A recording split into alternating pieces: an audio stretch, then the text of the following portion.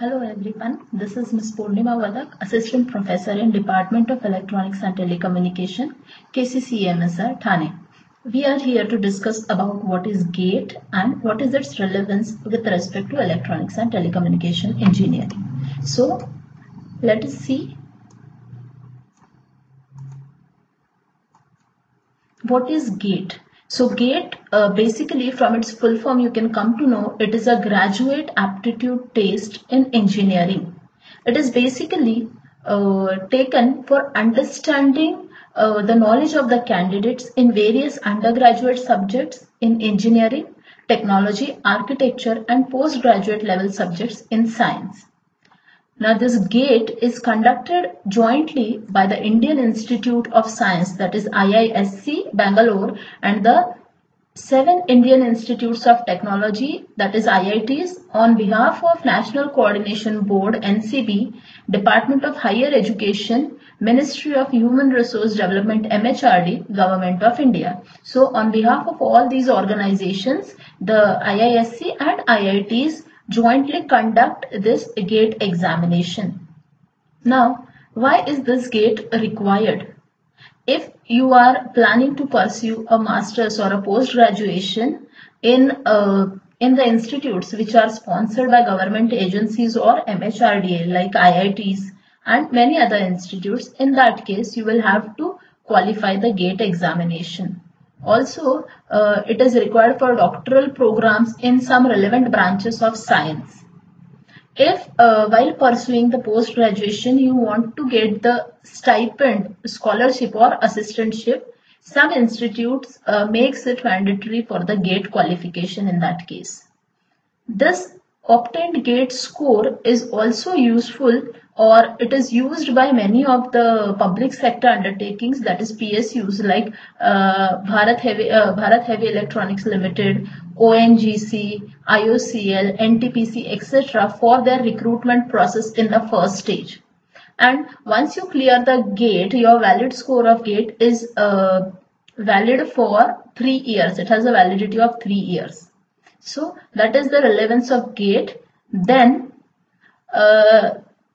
these organizing institutes have under the guidance of that MHRD and Department of Higher Education, Government of India, has conducting the GATE examination in various subjects, in various 25 subjects. Out of that, some are shown over here: aerospace engineering, agricultural engineering, architecture, biomedical, biotechnology, and so on. Out of that, we will be more focused on electronics and communication engineering. So the students from electronics or electronics and communication or electronics and telecommunication engineering will have to appear for this EC code of GATE paper. Now, what is the eligibility for appearing the GATE? It is you can be either appearing in the final year or you have already cleared the final year. Below the final year, it is you are not eligible for appearing for the GATE. Now, when a student appears for the GATE of ECE, there are basically 3 sections in the question paper. The first one is the general aptitude, which is for 15 marks. Then engineering mathematics, which is of 15 marks, and various other subjects which the student has studied in the 4 years. They are all together consisting of 35 marks. So, let us study the various subjects of section C in detail. Now the first section is engineering mathematics. This includes the various topics like linear algebra, calculus, probability, numerical methods, etc. In short, it includes all the mathematics which you have studied from first year, second year, and so on. Like in Mumbai University, it is there for M1, M2, M3, M4. In all these, whatever you are studying, that all is considered in your section 1, that is engineering mathematics. Section 2 is networks and signals and system. In EXTC branch of Mumbai University, we basically have a subject of signals and systems, and in the new syllabus it is CTN, circuit theory and network, circuits theory and transmission lines, Then initially it used to be network theory. So all that networks and its analysis, various network theorems, this all is included in your section 2. In section 3 you have electronic devices, which is nothing but the basics, like your semiconductors, the types of semiconductors, the various principles of the semiconductors. Then the devices which you have studied in your second year in EXTC, that is EDC 1, EDC 2, or in the previous syllabus it was analog electronics 1, analog electronics 2, etc. Your section 4 is of analog circuits, which includes the small signal equivalent circuits and their analysis in case of your BJTs, MOSFETs, the various circuits obtained from diode like your clipping, clamping circuits and their workings, etc.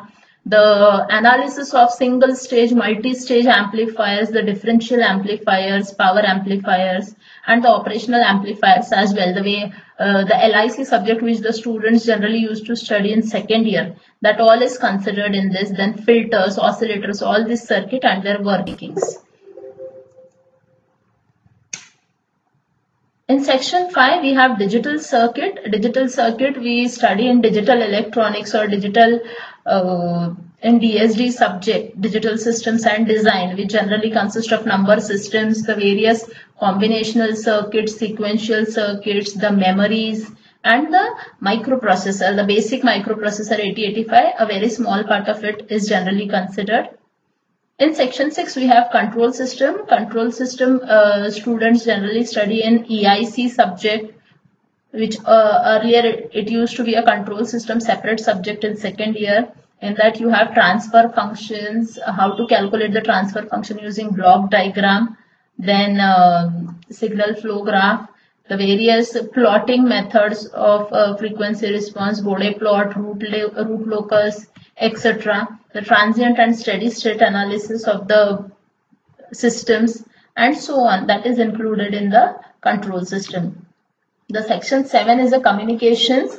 That communication includes the analog and digital communication, which the students study in SEM 4 or SEM 5, various modulation, demodulation techniques, the information theory, then the TDMA, FDMA, CDMA and their basics, which they generally study in the final year, and the random processes, which is included in mathematics as well as in the communication initial part.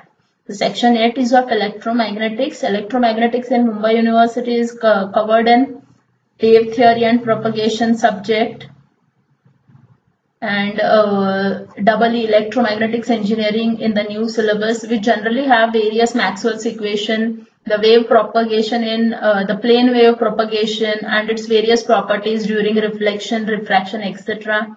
The transmission lines, Smith charts, the waveguides which they study in microwave, radar system, how it works and how the light propagates in optical fiber communication, the antennas, its working and various types of antennas and so on.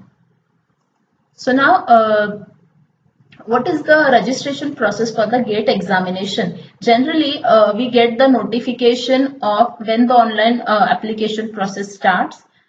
So first of all, whenever you get the notification, you have to go on the official website of the organization which is conducting the GATE examination for that particular year. So there is a something called as GATE Online Application Processing System, GOAPS. On that, the student has or the candidate has to first register itself.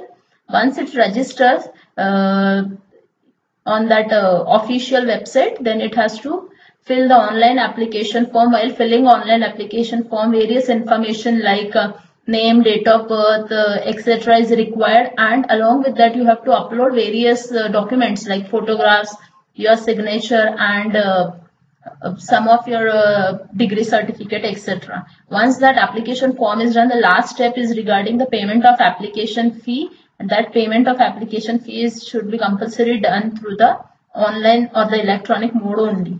Once the entire application process is done, the status will be shown to you on your login ID and password, and after a specified time the admit cards are available on that official website itself. Admit cards are available on that same GOPS website, and the student or the candidate can get from it.